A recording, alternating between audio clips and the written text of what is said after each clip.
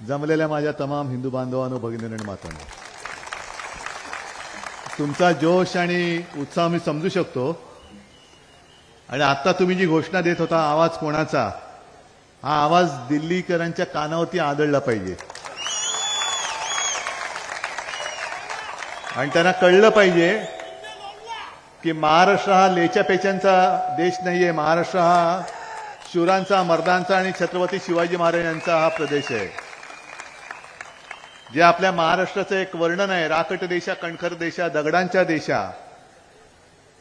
जर दिल्लीवाले असं समजत असतील की इकडे लाचार, भेकड आणि मिंदे राहतात, तर ते तुमच्याकडे राहतात, आमच्याकडे राहत नाहीत. सगळे जे कोणी लाचार, भेकड आणि मिंदे आहेत, जे होते ते तर भाजपसोबत गेलेत. अजूनही कोणी असतील तर बेधडक जा, भेकडांवर निघून जा. कारण आपल्याला कल्पना आहे, मी नाशिकच्या सभेत बोललो होतो, भेकड जनता पार्टी. उगाचच नाही बोललो काहीतरी बोलायचं म्हणून. ही भेकडांची पार्टी आहे आणि बेडकांची पार्टी आहे. या पक्षातून त्या पक्षात, त्या पक्षातून त्या पक्षात जाणारे बेडूक जनता पार्टी आणि स्वतःमध्ये काही कर्तृत्व नाही, ना नेते जन्माला आले, ना आदर्श जन्माला आले, म्हणून दुसऱ्या पक्षातले घ्यायचे. तर या पक्षाचा नेता चोर करी, त्या पक्षाचा नेता चोर करी, डॉक्टर बाबासाहेब आंबेडकरांना चोरायचं, सुभाषबाबूंना चोरायचं, आपल्या बाळासाहेबांना चोरायचं. काय ही दयनीय अवस्था. आणि असा सगळा म्हणजे काही नीतिशून्य, विचारशून्य पक्ष आपल्या देशावरती गेले 10 वर्ष राज्य करतोय. ह्याची आता मला लाज वाटते. गीते साहेब, तुम्ही मागाशाही सभेत बोललाय, आत्ताही जोरात बोलला की पुढचे मुख्यमंत्री उद्धव ठाकरे असतील, पण त्याच्या आधी लोकसभा आहे. आधी लोकसभा आहे आणि आता सुरुवात तळागाळातून नाही, आता कळसालाच हात घालायचा. पहिला कळसावरतीच आपला भगवा फडकवायचा. ज्यांनी या आपल्या शिवरायाच्या पवित्र भगव्यामध्ये छेद द्यायचा प्रयत्न केलाय, माझ्या या भगव्याला कलंक ज्यांनी लावलेला आहे, आणि त्यांना असं वाटतं की त्यांचं फडकं म्हणजे देशाचा राष्ट्रध्वज. तसं नाहीये ते. छत्रपती शिवरायाचा खरा भगवा काय आहे तो आम्ही लाल किल्ल्यावरती पुन्हा फडकून दाखवूच, ही आमची प्रतिज्ञा आहे. आणि अलिबागकरांचं तर दुहेरी कर्तव्य आहे. कारण अलिबाग आणि रायगड लोकसभा आणि अलिबाग विधानसभा, तुम्हाला दोनदा गद्दारांना गाडायचंय. डबल गद्दारी झालेली आहे. आणि नुसतीच गद्दारी नाही, एक 8-15 दिवसापूर्वी जो एक निर्णय दिला लवादानी, मी लबाडानी म्हणालो, ते पण तुमच्या इथलेच कुठले तरी आहेत, मला वाटतं रेवसचे वगैरे आहेत ना. म्हणजे हा या मातीला लागलेला कलंक आहे. मी कलंक शब्द मागे बोललो होतो तर खूप झोमला होता. कोणाला बोललो होतो तुम्हाला माहिती आहे. पण दुसरं बोलायचं तरी काय, दुसरं मला समानार्थी शब्द द्या, मी तो बोलतो. नाही, आता जे बोललो तो इथल्या ज्यांनी आपल्या सगळ्या 10व्या परिशिष्टाची चिरफाड करून जो उफराटा म्हणजे विक्षिप्त उलटा निर्णय दिला त्याच्याबद्दल बोलतोय. नाही, तुम्हाला माहिती आहे, कारण तुम्ही त्यांचे गावकरी आहात, त्याच्यामुळे तुम्ही जास्त ओळखता त्यांना आणि त्यांचं वर्णन तुम्ही योग्य करू शकता. आम्हाला हल्ली दिसले ते. हल्ली म्हणजे पूर्वी आपल्यात होते. म्हणजे ज्याला काय म्हणाल तुम्ही, काय आहात? दलाल, जमिनीचे दलाल, माहित नाही मला. पण त्यांनी एक गोष्ट लक्षात ठेवलं पाहिजे की नशिबाने मोठी एक जबाबदारी दिली, असं नशीब कोणात नसतं. म्हणजे अध्यक्षांची एक परंपरा आहे, लोकसभा अध्यक्षांची एक परंपरा, विधानसभा अध्यक्षांची एक परंपरा. त्या परंपरेला साजेसं काम त्यांनी करायला पाहिजे होतं. म्हणून आपण जे म्हणतो ना, काही लोक, व्यक्ती, ह्या किती, जसं तुम्ही आता चौल या नगरीचं वैशिष्ट्य सांगितलं, तसंच एका व्यक्तीचं वैशिष्ट्य असतं. म्हणजे वर्षांमागून वर्ष जातात तरी देखील न्यायमूर्ती म्हटल्यानंतर पहिलं नाव येतं ते रामशास्त्री प्रभूणे. कायद्यासमोर कोणीही नाही, सगळे समान आहेत. न भीता न डगमगता त्यांनी निर्णय दिला होता, देहांत प्रायश्चित्त. आणि जे लाचार असतात, दलाल असतात, त्यांना फक्त जे समोर कागद येतो तो वाचून दाखवायचा असतो. या सगळ्या गोष्टीचा आता कुठेतरी तुकडा पाडायची वेळ आलेली आहे. आता सुद्धा आजच वृत्तपत्रात बातमी आलेली आहे की चंदीगडचा महापौर त्यांनी कसा जिंकला तुम्हाला कळलं ना? उघड उघड जणू काय तुम्ही नाहीच आहात. आपण नेहमी असं म्हणतो की मांजर दूध पिताना डोळे मिटून पिते, पण तिला हे माहिती नसतं जगाचे डोळे उघडे असतात. तर या बोक्यांना माहित नाही तुम्ही जे काय सत्तेचं दूध पिता आहात, जग बघते तुमच्याकडे, संपूर्ण जग बघते तुम्ही कसं पिताय. म्हणजे सगळ्या कायद्याचा मुर्दा पाडून, लोकशाहीचा मुर्दा पाडून तुम्ही त्याच्या मड्यावरती तुमच्या सत्तेची खुर्ची ठेवताय आणि आव काय आणतायत, मोठा आव आणतायत. आज आता सुद्धा मी मगाच्या सभेत बोललो, तुम्ही कदाचित ऐकलं असेल, या चॅनलवरनं ती बातमी प्रसारित झाली. आपल्या देशाचा म्हणजे निवडणूक पूर्वी एक बजेट द्यावं लागतं. ते बजेट आज निर्मला सीतारामन आपल्या देशाच्या अर्थमंत्री आहेत, त्यांनी मांडला. म्हणजे मी त्यांचं अभिनंदन केलं, कौतुक केलं, कारण त्यांना माहिती आहे की पुढच्या वर्षी, पुढच्या वेळेला बजेट मांडणारं सरकार आहे त्यांचं नसणार आहे. म्हणजे या सरकारचा शेवटचा अर्थसंकल्प मांडणारा मंत्री म्हणून त्यांची नोंद इतिहासात झाली आज.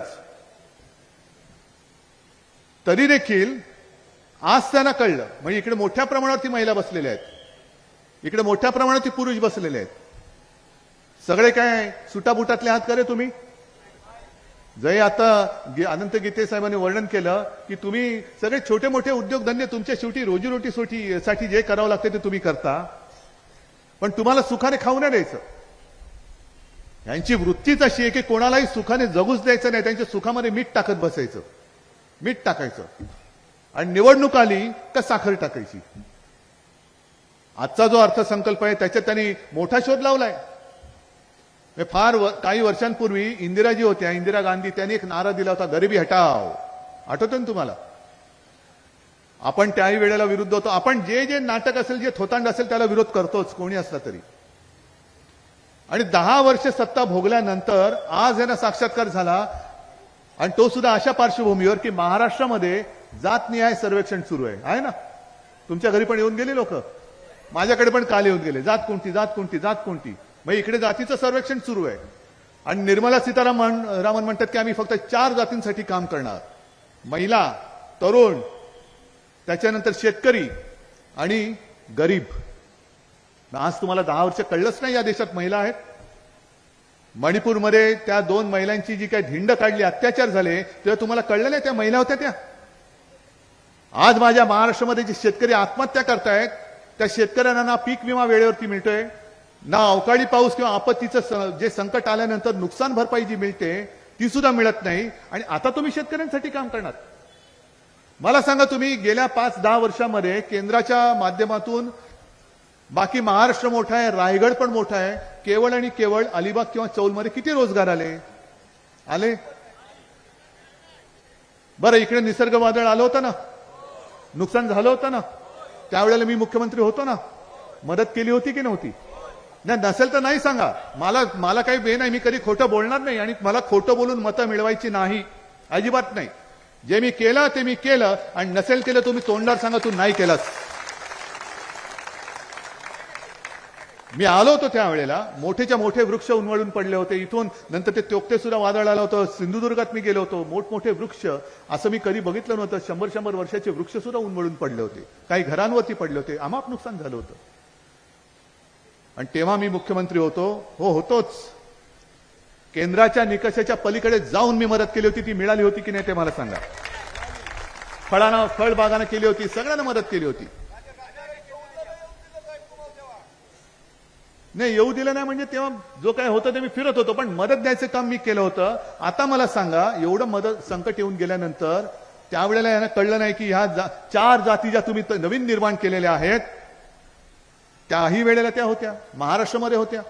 पंतप्रधान आले होते, केंद्राचा 1 पैसा मिळाला होता.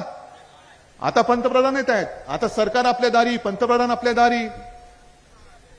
म्हणजे तुम्ही म्हणालात ना की अलिबागमध्ये हा पर्यटन हा मोठा एक व्यवसाय आहे, आता पंतप्रधान इकडे पर्यटक म्हणून पण येतील, एखाद्या झोपडीत जाऊन जातील.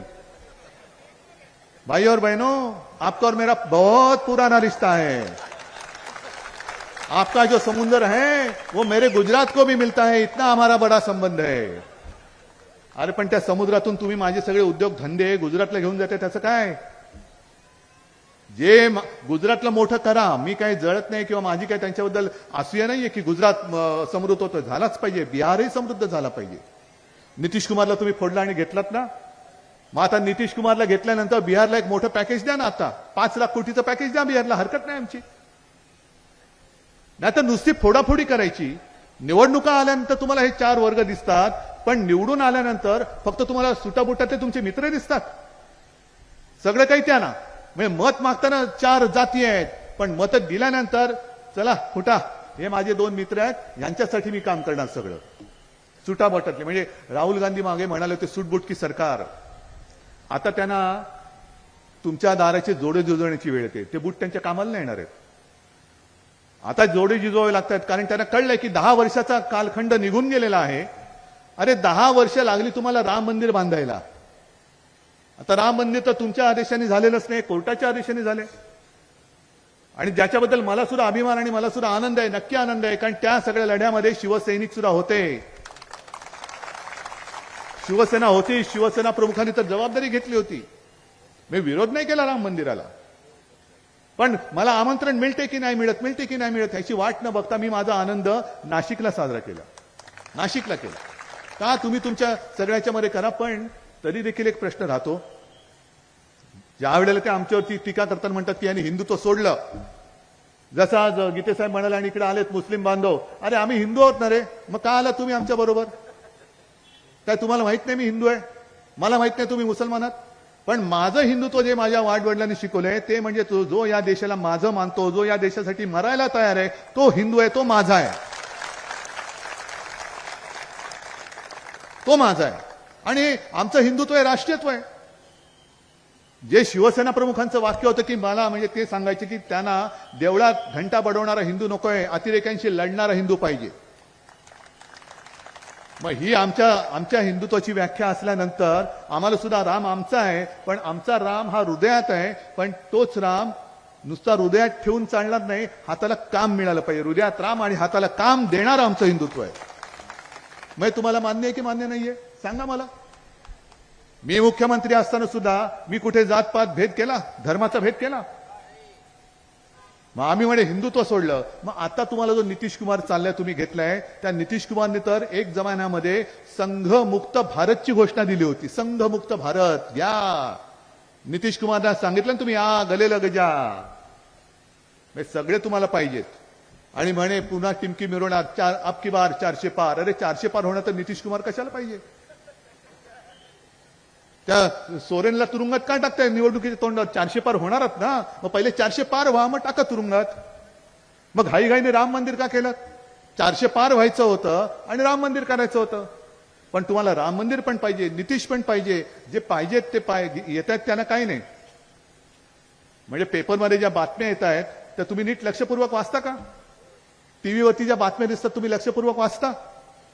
आज वृत्तपत्रात बातमी आली, माझ्या गाडीमध्ये ते मी कटिंग आणलंय.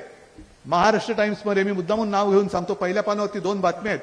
हा हे आहे बघा, हे जरा चॅनलवर नीट दाखवा, नाही तर सगळ्यांना वाटेल, कारण भाजपला वाटतं सामना म्हटलं की टीका आली. सामना म्हणते टीका नाही करत, ही बातमी बघा.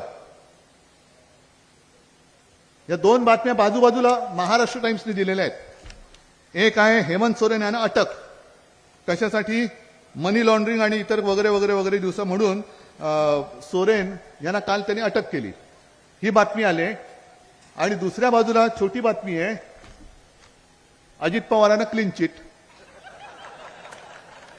म्हणजे शिखर बँकेच्या 25,000 कोटी कर्जाचं वितरणामध्ये काय घोळ केला म्हणून त्यांच्यावरती आरोप केले. स्वतः नरेंद्र मोदींनी, पंतप्रधान मोदीजींनी एनसीपी वरती 70,000 कोटींच्या घोटाळ्याचे आरोप केले होते की नव्हते? आणि 4 दिवसात गेले ना तिकडे. आता काय उपमुख्यमंत्री झाले, म्हणजे सोबत येत आहेत त्यांना आम्ही मंत्री करू, उपमुख्यमंत्री करू. ये मोदी गॅरंटी आहे, ये Modi guarantee, Modi guarantee, Modi guarantee ही की तुम्ही भाजपात या. जे ईडीवाले तुमच्याकडे आले होते ते भाजपात आल्यानंतर तुमच्या घरी येऊन झाडू मारतील. ये मोदी गॅरंटी आहे, मोदी की गॅरंटी आहे. आणि नाही आलात तर तुरुंगात जा. अरे सगळेच काही नेबलेट आणि लाचार नसतात. आणि सगळेच जर का लाचार आणि नेबलट असते तर माझ्या भारत मातेला स्वातंत्र्य मिळालंच नसतं. त्या वंदे मातरम या दोन शब्दात जो जोश आहे, अरे फाशीचा दोर असला तरी कोणी पर्वा नाही केली. ते तसे क्रांतिकारक जन्माला आले आणि जनता उसळून रस्त्यावरती आली म्हणून. आणि म्हणूनच ब्रिटिश सरकारला सुद्धा इकडनं काढता पाय घ्यावा लागला होता. ब्रिटिश सरकार हे शेवटी मिळालेलं स्वातंत्र्य आपल्याला आपण काहीच केलेलं नाही, आपल्या आधीच्या पिढ्यांनी केलेलं आहे. पण त्यांनी जर का बलिदान देऊन कष्ट करून आपल्याला स्वातंत्र्य मिळवून दिलं तर आपलं कर्तव्य नाही स्वातंत्र्य टिकवायचं. मी गेल्या वेळेला आलो होतो ना रायगडमध्ये, कारण आपली युती होती. मी त्यावेळेला मोदीजींचा प्रचार केला होता. पण मी असं कधी म्हणत नाही की मी प्रचार केला होता म्हणून मोदीजी पंतप्रधान झाले. पण 2014 साली आम्हाला अनुभव आला, 2019ला अनुभव आला. लोकसभा आल्यानंतर तुम्ही आम्हाला मस्का लावता. 2014 मध्ये सुद्धा साधारणतः जूनच्या पहिल्या आठवड्यामध्ये मोदीजींनी शपथ घेतली. केवढा तो एक स्वप्नव्रत वाटणारा क्षण होता. मी गेलो होतो, मी दोन्ही वेळेला गेलो होतो आणि विश्वास बसत नव्हता. समोर आपण ज्यांच्यासाठी प्रचार केला ती व्यक्ती पंतप्रधान म्हणून शपथ घेते. राष्ट्रपतींकडे गेलो होतो, प्रणव मुखर्जींकडे. आज माझा तुम्ही पक्ष चोरलात, या तुमच्या गावावाल्यांनाच विचारा, माझा पक्ष देऊन टाकला. अरे लायकी नाही तुझी, या सगळे हे जे माझं वैभव आहे ना ते दुसऱ्याला देण्याची तुझी लायकी नाहीये, पात्रता नाहीये. पण प्रणव मुखर्जींकडे मला घेऊन गेले होते पाठिंब्याच्या पत्रावरती सही करायला. त्याच्यानंतर कोविंद होते, त्यांच्याकडे घेऊन गेले होते. पण 14 साली मे जून पर्यंत आम्ही हिंदू होतो. पंतप्रधान हे झाल्यानंतर आम्ही काय धर्मांतर केलं? लगेच तुम्ही 2014च्या विधानसभा निवडणुकीत आमची युती तोडून टाकली. 2019 मध्ये पण तेच केलं. बरं, आता ते जे काय त्यांनी केलेलं आहे, मी काय मागितलं होतं त्यांच्याकडे? मी मुख्यमंत्री होईन म्हणून नव्हतं मागितलं. मी माझ्या वडिलांना म्हणजे बाळासाहेबांना वचन दिलेलं की मी शिवसेनेचा मुख्यमंत्री करून दाखवेन आणि तो मी पुन्हा करून दाखवेन. तुम्ही सोबत आहात म्हटलं ती असे अनेकदा मी माझ्या शिवसेनेचे मुख्यमंत्री करून दाखवेन. आणि हे सगळं ठरलं 2.5 वर्षाचं. मग 2.5 वर्ष जर तुम्ही माझी अट मान्य केली असती, आता जो काय तुम्ही चोर बाजार मांडलाय तो मांडावा लागला नसता. देवेंद्र फडणवीस त्यांना सुद्धा मी सांगू इच्छितो, आता तुम्ही आधी फुल होतात गेल्या टर्ममध्ये, त्याच्यानंतर 2.5 वर्ष विरोधी पक्ष नेते. आम्हाला वाटलं तर की एवढे सगळी घरफोडी केलीत तुम्ही मुख्यमंत्री व्हाल, पण तुम्हाला केला अर्ध मुख्यमंत्री. आता तर पाव उपमुख्यमंत्री, पाव उपमुख्यमंत्री. अरे दिमागदारपणाने मुख्यमंत्री म्हणून 2.5 वर्ष भोगली असतीत ना, कशाला चोरी केलीत तुम्ही? पण खोट्याच्या कपाळी सोटा आपल्याला घालावाच लागेल, हाणावाच लागेल. तो सोटा तयार आहे की नाही हे तुम्हाला मी विचारायला आलेलो आहे. आणि मग एक काम तुम्हाला करावं लागेल. ही आजची सभा जनसंवाद म्हणजे असा संवाद नाही, हा पुढचा संवाद तुम्हाला करायचा आहे जनतेशी. तयार आहात? कारण त्यांनी जे केलं होतं त्यावेळेला 2014 साली एक शब्द प्रचलित झाला होता. कोणता होता? चाय पे चर्चा. बरोबर ना? मग काय, जाऊन बसायचं, 4 चौघात बसायचं आणि सगळ्या थापा मारायच्या. आता तुम्हाला हे काम करावं लागणार आहे. 4 चौघात जाऊन मोठी सभा वगैरे नाही घ्यायची. आठवडी बाजार असतो, जा आठवडी बाजारात जाऊन बसा. चहाच्या टपऱ्या असतील, रिक्षा स्टँड असेल, बस स्टँड असेल, जिथे जिथे काही ठिकाणी उद्यानं असतील. आता तुम्ही म्हणाले तिकडे तलाव आहेत, तलावावरती फिरायला येणारे लोक असतील, जाऊन बसा. आता इकडे महिला आहेत. मला एक सांगा, तुमच्यापैकी किती जणींना उज्ज्वला गॅस योजनेचा लाभ मिळालेला आहे? हात वर करा. असेल जरूर करा, मला आनंद होईल. तुम्हाला किती 2 कोटी रोजगार दरवर्षी निर्माण करणार होते, किती लोकांना रोजगार मिळाले? हात वर करा. पीक विमा योजना तुमच्या इकडे घेतात नाही घेत? कारण आता मला कल्पना नाही, गेले 1.5-2 वर्ष किती जणांना मिळालं. आपत्ती आली ना मधल्या काळात, त्या संकट काळामध्ये सरकार तुमच्या दारी आलं की नाही आलं? मग काय मिळालं? काय फक्त एक जी आपली थोडी फसगत होते, मी आजचं सुद्धा मगाशी वर्णन केलं की हा निवडणुकीपूर्वीचा अर्थसंकल्प निर्मलाबाईंनी सादर केला. या सगळ्या म्हणजे मदत देताना पैसे नाहीत, योजना नुसत्या कागदावरती असतात. आणि असे जे अर्थसंकल्प निवडणुकीच्या आधीचे असतात ते कसे असतात की जादूगार येतो रिकामी टोपी घेऊन, तो सगळं दाखवतो, टोपी उलटी करून दाखवतो, कोणाला तरी बोलून बघ बाबा तू हात घालून बघ काय लागते हातात, काय नाही. मग तो सांगतो जाऊन बसा. आणि मग जे आज ह्या बाईंनी केलेलं आहे त्या टोपीवरती कापड घालतात आणि कापड घातल्यानंतर तो एक मंत्र म्हणतो, गरीब, तरुण, महिला, शेतकरी. आणि कापड काढून आतनं योजनेचं कबूतर काढून सोडतो. आपण म्हणतो काय कबूतर आहे हो, रिकाम्या टोपीतून काढलं. मी मत ह्यालाच देणार पण नंतर कळतं ती योजना गेली उडून आणि टोपी बसली आपल्याला. मग योजनेची कबूतर उडवायची नुसती आणि रिकाम्या टोप्या मतदारांना घालायच्या. या तुमच्या भगव्या टोप्या वेगळ्या आहेत, कारण त्याच्यामध्ये डोकं आहे आणि त्या डोक्यामध्ये विचार आहे आणि त्या विचारामध्ये हिंदुत्व आहे, राष्ट्रीयत्व आहे. ही टोपी वेगळी आहे. पण हे जे टोपी घालण्याचे उद्योग चाललेले आहेत, आणि दुसरा एक महत्वाचा मुद्दा जो मला सारखा जाणवतोय आणि मी सगळ्यांना सांगतो की इथे सुद्धा काही भाजप विचाराची लोक आली असतील, जरूर या, तुमचं माझं काहीच भांडण नाहीये. RSSची लोक आली असतील, जरूर या, तुमचं माझं काहीच भांडण नाहीये. आपण सुद्धा एका हिंदुत्वासाठी वेडी झालेली माणसं आहोत, राष्ट्रासाठी देशासाठी वेडी झालेली माणसं आहोत. पण तुम्ही म्हणजे त्या लोकांनी वर्षानुवर्ष एवढे सगळे कष्ट उपसले, घरदार सगळ्यावरती निखारे ठेवून वेळ प्रसंगी, म्हणजे RSSच्या लोकांबद्दल सुद्धा मला एक आपुलकी आहे, कारण घरदार कुटुंब बाजूला ठेवून प्रचारक म्हणून ते देतील त्या राज्यामध्ये जाऊन त्यांनी प्रचार केलेला आहे. म्हणजे मधल्या काळामध्ये 2-4 वर्षापूर्वी एक व्यक्ती मला अशी भेटली, मला वाटतं त्रिपुरामध्ये, तेव्हा ते जिंकले होते तेव्हा. त्यांनी सांगितलं की साहेब, मला जेव्हा ही त्रिपुराची जबाबदारी दिली, आम्ही गेलो म्हणे, पण अक्षरशः लोक कुत्र्याच्या मागे लागावे तसे मागे लागायचे, मारायला त्याच्या अंगावर. पण आम्ही पाय रोवून उभे राहिलो, करत करत करत 2-5 वर्ष सगळ्यांचे शिव्या टोमणे वगैरे खाल्ले, पण शेवटी आम्ही भाजपला तिकडे जिंकून दाखवलं. पुन्हा हरले तो भाग वेगळा. पण एवढं सगळं तुम्ही करताय, तुमच्या लक्षात येते का की लढाई उद्धव ठाकरेची नाहीये, ही लढाई एकट्या शिवसेनेची नाहीये ना, ही लढाई एवढ्याच लोकांची, ही लढाई माझ्या देशाच्या लोकशाहीची आहे, लोकशाहीची आहे. मी मोदींचा विरोधक नाहीये, पण मी हुकुमशहाचा विरुद्ध आहे. आणि मग जे त्यांचं काम करतायत, त्यांच्या जे काय सतरंजा उचलतायत, अरे तुम्ही सतरंजा उचलतायत, त्या सतरंजावरती सगळे उपरे येऊन बसतायत, सगळे मिंदे येऊन बसतायत, सगळे ज्यांच्या विरुद्ध तुम्ही लढलात ते येऊन बसतायत त्याच्यावरती. आणि ह्याच्या पुढे पुन्हा जर काही ह्यांना तुम्ही जिंकवण्यासाठी मेहनत केली, तर तुमच्या पुढच्या पिढ्या या तुम्ही हुकुमशहाच्या ताब्यात देणार आहात. हे मान्य आहे ना? आम्हाला तर नाहीच आहे. कारण माझी भारत माता जी मी म्हणतो, का भारत माता म्हणतो माझी, कारण तिला स्वतंत्र होण्यासाठी कितीतरी कष्ट घ्यावे लागले होते. ती पुन्हा तेव्हाचे परके होते, पण आता यांची जी नीती आहे, जी इंग्रजांची नीती होती, तोडा फोडा आणि राज्य करा, तीच यांची नीती सुरू आहे. जातीपातीत भांडणं लावायची, 2 समाजामध्ये भांडणं लावायची, हिंदू मुस्लिम दंगे, हिंदूंमध्ये दंगे, मुसलमानांमध्ये दंगे, यांच्यामध्ये दंगे, आणि आपल्या पोळ्या शेकायच्या. आमचं हिंदुत्व हे घरातली चूल पेटवणारं हिंदुत्व आहे, घर पेटवणारं आमचं हिंदुत्व नाहीये. आणि मला खात्री आहे की आज ही नुसती एक छोटी माझी भेट आहे. मी तुमच्या इकडे आलो, मला पण बरं वाटलं चौलमध्ये मी आलो, कारण नंतर लोकसभेची निवडणूक आता वाजेलच बिगुल, कारण अर्थसंकल्प झालाय, राम मंदिर झालं, आता राम मंदिर होऊन गेलं, आता काम भरोसे बोला ना, किती दिवस राम भरोसे मतं मागणार? 95-90 पासून तुम्ही राम भरोसे मतं मागताय, झालं राम मंदिर, आता काम भरोसे बोला. 10 वर्ष तुम्ही काही केलं नाहीत. आणि इथल्या पर्यटकांसाठी सुद्धा जे काही व्यावसायिक आहेत, तुम्ही मला सांगा, आपल्या सरकार होतं तेव्हा तुम्हाला त्रास होता का? नाही असेल तर हो सांगा, नसेल तर नाही सांगा, पण जे बोला ते जोरात बोला. मग तुम्हाला मी वचन देतो, कारण इकडे मोठा चांगला छान किनारपट्टा लाभलेला आहे. सगळे जे काय आहेत विनाशकारी प्रकल्प हे माझ्या कोकणामध्ये,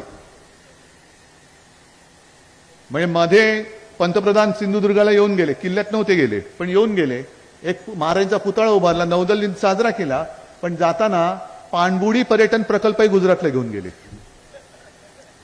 क्रिकेटची मॅच फायनल कुठे नेली? गुजरातला गेल्यावर काय झालं? आता परवा फिल्मफेअर अवॉर्ड सोहळा तिकडे घेऊन गेला. म्हणजे नुसतं ओरबाडायचा, महाराष्ट्र ओरबाडायचा. अहो तुम्ही गुजरातला मोठं करा, आम्ही तुम्हाला मदत करू, पण इथे सुद्धा जे गुजराती समाज माझ्यासोबत राहतोय, महाराष्ट्रामध्ये राहतोय, देशभर राहतो आहे, त्यांनी काय करायचं मग? का तुम्ही गुजरात आणि संपूर्ण देशामध्ये भिंत उभी करतात? गुजरातही आमचाच आहे, संपूर्ण देश आमचा आहे, पण गुजरात तुम्ही समृद्ध करताना माझ्या महाराष्ट्राचं वैभव नका ओरबाडू. तुम्ही गुजरातमध्ये न्या, उत्तर प्रदेशमध्ये सुद्धा त्यांनी सुद्धा विचार केला पाहिजे. राम मंदिर केलं, उद्योग किती आणले? बिहारमध्ये नितीश कुमारला घेतलात, पण 10 वर्षात उद्योग किती आणलेत? अगदी जिथे जिथे यांचं राज्य आहे तिथे तिथे उद्योग किती आणले याची यादी द्या ना, विचारा. आणि हे सगळे जे काय भांडाफोड आहे हे आपल्याला निवडणुकांची तयारी होण्याच्या आधी हे लोकांमध्ये न्यावं लागेल. कारण हे यांचं असंच आहे, हे जंतर मंतर करायचं, स्वप्न दाखवायची, भूलभुलैया उभा करायचा. आज करवाढ झालेली नाही, कारण खरा अर्थसंकल्प निवडणुकीनंतर सादर होणार आहे. दुर्दैवाने यांचं सरकार आलं तर जसा आजपर्यंतचा अनुभव आहे की निवडणुकीपर्यंत मतदानापर्यंत गॅसचे दर खाली येतात आणि मतदान केलं की पुन्हा सगळे गॅसवर. पेट्रोलचे भाव तोपर्यंत खाली, मतदान झालं का पेट्रोल वाढलं. हे सगळं आता 10 वर्ष अनुभव घेतलेला आहे. 10 वर्ष आपल्या आयुष्याची आपल्या देशाने यांच्या नादी लागून वाया घालवलेली आहेत. याच्या पुढे मात्र असं होता कामा नये. आता याच्या पुढे होता कामा नये आणि म्हणून तुमच्यावरती मी जबाबदारी सोपवतोय. कदाचित मला निवडणुकीच्या वेळेला चौलमध्ये येता नाही येणार, कारण निवडणुकीचे दौरे तुम्हाला माहिती आहेत, लागले की मोठमोठ्या सभा होत असतात. म्हणून मी आज तुमच्या समोर आलेलो आहे. पण चौलमधनं आघाडीची आणि अलिबागमधनं आघाडीची जबाबदारी तुम्ही घेणार आहात का? जोरात, एवढ्या जोरात की छप्पर उडालं पाहिजे. आणि छप्पर उडून चालणार नाही, तो आवाज दिल्लीवरती जाऊन आदळला पाहिजे. ठीक आहे, मग ठरलं. मागे एकदा मागच्या निवडणुकीत कोल्हापूरकरांनी एक घोषणा दिली होती, आमचं ठरलंय. तसं तुमचं ठरलंय. भगवा एकच, तो छत्रपती शिवाजी महाराजांचा आणि आपल्या शिवसेनेचा. दुसरी शिवसेना, दुसरा भगवा आम्हाला मान्य नाही आणि भाजपचं फडकं तर अजिबात नाही. जय हिंद, जय महाराष्ट्र. लोकशाही मराठी ऐका, पहा, जागरूक रहा.